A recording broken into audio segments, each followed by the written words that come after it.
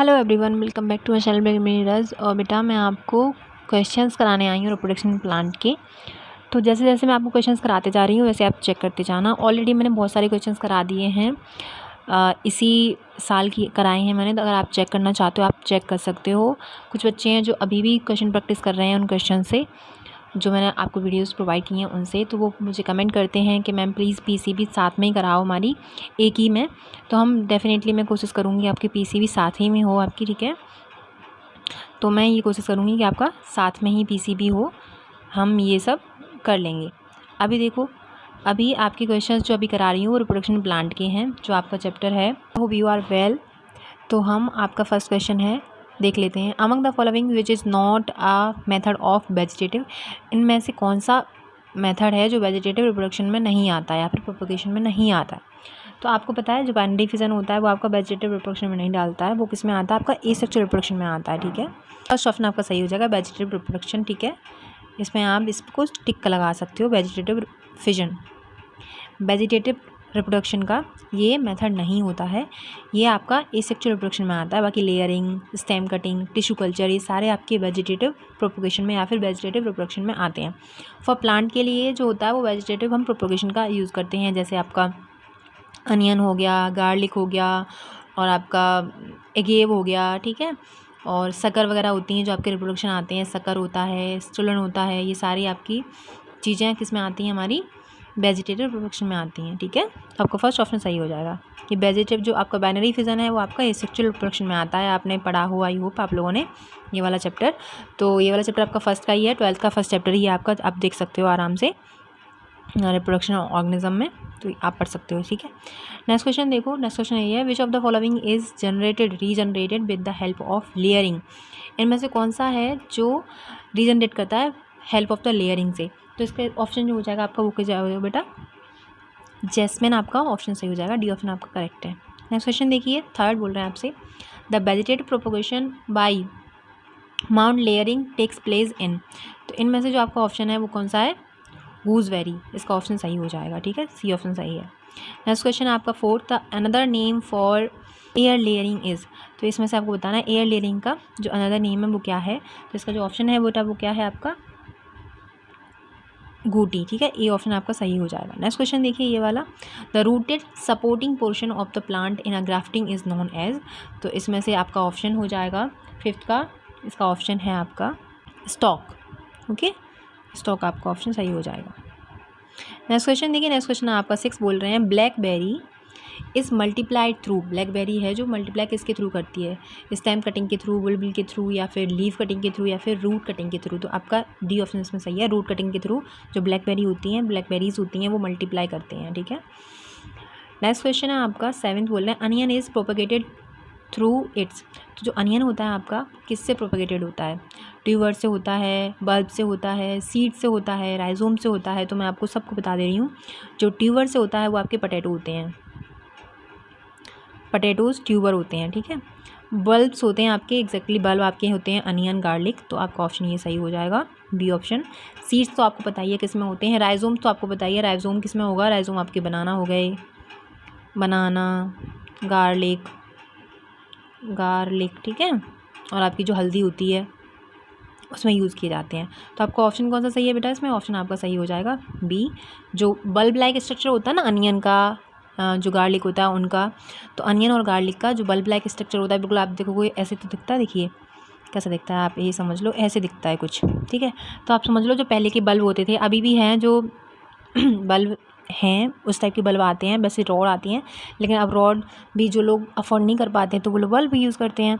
तो वो बल्ब हैं एलसीडी वाले बल्ब, लेकिन वो बल्ब की तरह दिखते हैं, तो इसलिए याद कर सकते हो, ट्रिक है याद करने की, बल्ब मतलब अनियन और गार्लिक का एग्जाम्पल हो जाता है, ठीक है। ये प्रोपगेटेड होते हैं, मतलब इनका जो वेजिटेटिव रिप्रोडक्शन होता है वो बल्ब के थ्रू होता है, ओके। नेक्स्ट क्वेश्चन देखिए, नेक्स्ट क्वेश्चन है आपका बल्ब, देखो आगे दोबारा से, बुलबुल आर एम्प्लॉयड फॉर मल्टीप्लिकेशन इन। तो आपको बताना है, उसमें जो कुछ ऑप्शन होते हैं आपको याद करने पड़ेंगे, जैसे अनियन हो गया, गार्लिक हो गया, एगे भी इसी में आता है। तो आपका सी ऑप्शन सही हो जाएगा, 8th का सी ऑप्शन सही है, ठीक है। नेक्स्ट क्वेश्चन आपका 9 बोल रहे हैं, corm is use as a means of vegetative multiplication in, जो कॉम होता है आपका वो यूज़ किया जाता है वेजिटेटिव मल्टीप्लिकेशन के लिए। तो कॉम किसके लिए यूज़ किया जाता है? जिंजर के लिए, पोटैटो के लिए, बनाना के लिए, या फिर आपका एमोफिलस। तो मैंने कहा तीनों को आपको बता दिया क्या क्या होगा, तो इसका ऑप्शन आप डेफिनेटली मेरे हिसाब से आई होप आप लोग लगा पा रहे होंगे कि इसका ऑप्शन ये होगा। आप 3 तो आपने एलिमिनेट कर ही दिए होंगे, ठीक है। तो 9 का ऑप्शन क्या हो जाएगा आपका? 9 का ऑप्शन हो जाएगा डी। ओके, मैंने आपको बताया 3 तो आपने एलिमिनेट कर ही दिए होंगे, क्योंकि जिंजर है आपका, बनाना है, वो आपके किस में पाए जाते हैं? जिंजर आपका पाया जाता है राइजोम में आ जाता है, पोटैटो ट्यूबर में आ जाता है, बनाना भी आपका राइजोम में आ जाता है। तो इसका ऑप्शन ऑब्वियस सी बात है डी हो जाएगा, ठीक है। नेक्स्ट क्वेश्चन देखिए, नेक्स्ट क्वेश्चन आपका 10th बोल रहे हैं पोटैटोज़ आर कल्टिवेटेड बाई। तो पोटैटोज़ किससे कल्टिवेटेड किए जाते हैं आपको पता होगा, तो बर्ड्स इन अ ट्यूबर। आपको पता है जो आपके पोटैटो होते हैं, आलू की बात कर रहे हैं हम, तो उसमें आइज़ होती हैं, छोटी छोटी आइज़ होती हैं, ठीक है। उनसे ही वो निकल पाते हैं, उनसे ही कल्टीवेट होता है उनका। उन्हें कट करते हैं आलूओं को, जिससे उनकी आइज़ ग्रो कर पाती हैं। बाद में उन्हें आइज़ बोलते हैं, एक्सिलरी बर्ड बोलते हैं वैसे तो उन्हें, तो उन्हें आइज़ भी बोल देते हैं।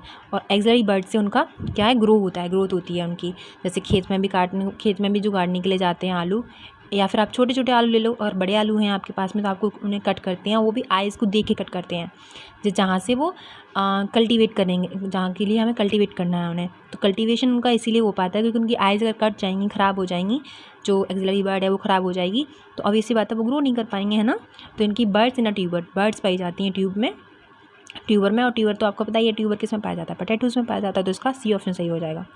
नेक्स्ट क्वेश्चन देखिए, नेक्स्ट क्वेश्चन आपका 11th बोल रहे हैं it is more economical to propagate potato and artichoke through. अब देखो इसमें एक जो चीज़ है वो आपको समझ में नहीं आ रही होगी, कौन सी मैं आपको बता देती हूँ। ये वाली चीज़ आपको बिल्कुल भी समझ में नहीं आ रही होगी, लेकिन पोटैटो से आप समझ सकते हो किसके बारे में पूछ रहा है ये क्वेश्चन।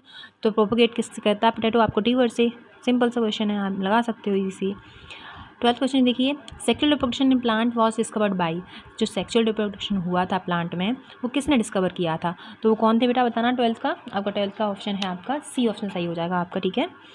सी ऑप्शन आपका सही है, कैमरेनस, ठीक है, उन्होंने ये डिस्कवर किया था। फिर देखिए, nutritive layer of another anther wall क्या होती है? जो एंथर वॉल होती है उसकी न्यूट्रिटिव एक वॉल होती है एंथर में, ठीक है। एक एंथर होता है, एंथर क्या होता है मैं आपको बताऊं। जैसे देखिए एक फ्लावर ले लो, आप इमेजिन करो एक फ्लावर है, तो जैसे फ्लावर ये है, ठीक है। इसमें स्टिग्मा भी पाया जाएगा, आपका स्टाइल पाई जाएगी और ओवरी पाई जाएगी, ठीक है। वहीं पे आपके कुछ आपके एंथर पाए जाते हैं, ठीक है। मतलब हम बाइसेक्सुअल फ्लावर की बात कर रहे हैं, तो उसमें आपके फीमेल पार्ट भी होगा और मेल पार्ट भी होगा। बाइसेक्सुअल फ्लावर याद है आपको, बाइसेक्सुअल मतलब दो, तो दो लोग एक ही घर में हैं, तो इसका मतलब क्या है कि उसमें आपका फीमेल पार्ट भी होगा और मेल पार्ट भी होगा, ठीक है। तो हम बात कर रहे हैं मेल पार्ट की। यहाँ पे जो आपका एंथर वॉल है, एंथर वॉल जिससे न्यूट्रिशन मिलता है एंथर वॉल को, वो कौन सी लेयर होती है एंथर में, एंथर की वॉल में, जो जिससे हमें न्यूट्रिशन मिलता है, जिससे न्यूट्रिशन मिल रहा है किसको? एंथर को, ठीक है। तो आपका ऑप्शन इसमें हो जाएगा, आपका ऑप्शन इसमें है टेप्टम, सी ऑफ का ऑप्शन सही है। आप देख सकते हो एनसीईआरटी में जाके, जो एंथर वाला पार्ट है उसमें देखोगे आप, इसमें 3 लेयर पाई जाती हैं आपकी। एंडोथीसियम होती है, एपिडर्मिस होती है, एक टेप्टम होती है, ठीक है, और मिडिल लेयर भी होती है उसमें।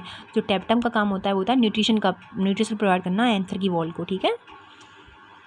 नेक्स्ट क्वेश्चन देखिए, pollen grain wall is formed of. तो पॉलन ग्रेन की जो वॉल होती हैं वो किससे बनी हुई होती हैं? तो आपका ऑप्शन कौन सा हो जाएगा बेटा इसमें? स्पोरोपोलन। आपको पता है, मैंने आपको बताया वो, जैसे कि आपको रिप्रोडक्शन ऑर्गेनिज्म तो मैंने वैसे पढ़ाया नहीं है चैप्टर, लेकिन रिप्रोडक्शन फ्लावरिंग प्लांट मैंने पढ़ा दिया है आपको। आप चेकआउट कर सकते हो मेरी वीडियोज़ को, आप देख सकते हो, ठीक है। तो उसमें क्या है, जो वॉल होती हैं आपकी पॉलन ग्रेन की, वो बेटा वो थोड़ी टफ होती हैं। हर एक पॉलन ग्रेन होगा वो टफ होगा, बहुत ज़्यादा हार्ड होता है। तो उस पर जो लेयर होती है, एक्साइन लेयर, एक्साइन और एंटाइन 2 लेयर पाई जाती हैं। उससे होता क्या है, अगर आप एसिडिक मीडियम भी हो, कोई सा भी मीडियम हो, टेम्परेचर हो, कुछ भी हो, वो ख़राब नहीं होंगे आपके पॉलन ग्रेन्स, इसी की वजह से, स्पोरोपोलन की वजह से ही, ठीक है। तो आपकी जो पॉलन ग्रेन होती हैं और वो फॉर्म किससे बनती होती हैं, वो स्पोरोपोलन से बनी हुई होती हैं।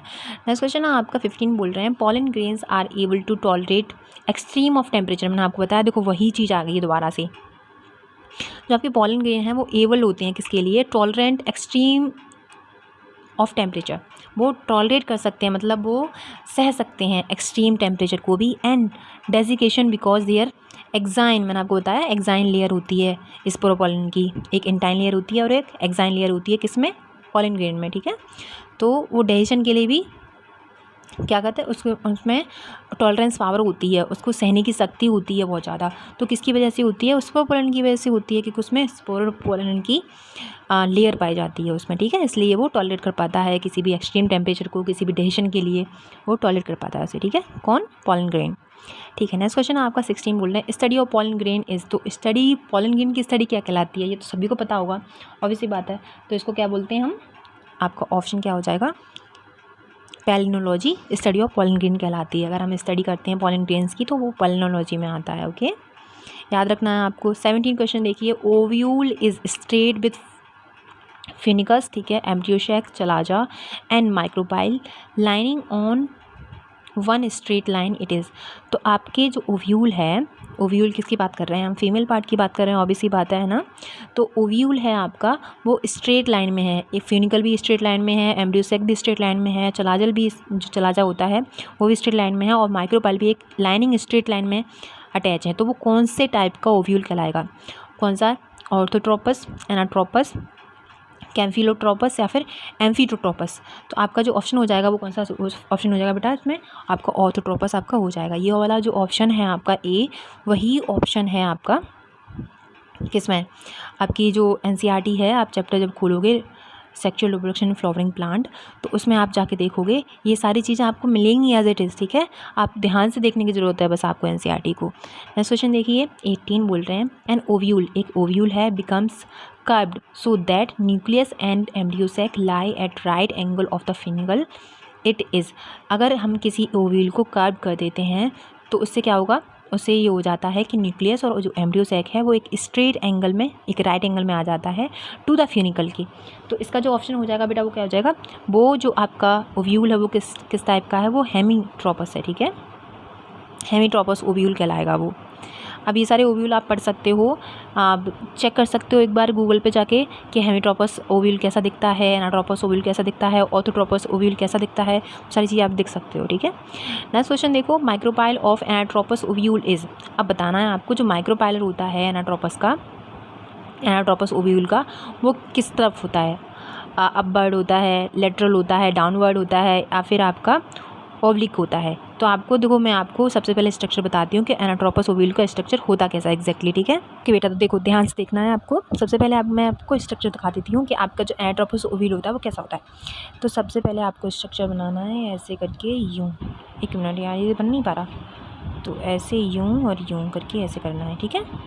फिर आपको एक बीच में ऐसे यूँ करके लगाना है और यूँ आपका ये बन जाता है, ठीक है। आप देख सकते हो आपकी जो वो है ना, क्या आपकी जो 12th क्लास की एनसीईआरटी है उसमें sexual reproduction in flowering plant पे आप जाओगे तो आपको मिल जाएगा, ठीक है। उसके बाद में एक ऐसे ही करना है और यूँ करके ऐसे करना है, ठीक है। तो मैं इनकी लेवलिंग कर देती हूँ आपके लिए। सबसे पहले आपका ये हो जाएगा फ्यूनिकल, ठीक है। ये वाली जो चीज़ है, ये वाली चीज़ है जो उसे बोलते हैं हम हाइलम। ये आपका हो जाएगा माइक्रोपाइल, ठीक है। स्पेलिंग थोड़ी सी इधर उधर हो जाए तो आप माइंड मत करना। ये वाली जो चीज़ है ये है माइक्रोपाइल पोल, ओके। उसके बाद में जो ये चीज़ें हैं ना, ये वाली चीज़, तो ये हो जाती है आपकी, जस्ट अ मिनट, जो ये वाली चीज़ है ये आउटर इंटेंगमेंट ओ और आई कर दे रही हूँ मैं, लिख दे रही हूँ शॉर्ट में। और ये वाली जो चीज़ है वो हो जाएगी आपकी इनर इंटेंगमेंट, आई और आई लिख दे रही हूँ, समझ में आया। ये वाली जो चीज़ है ये आपका न्यूक्लियस होता है, न्यूक्लियस। और ये जो चीज़ है वो आपका होता है एम्ब्रियोसेक।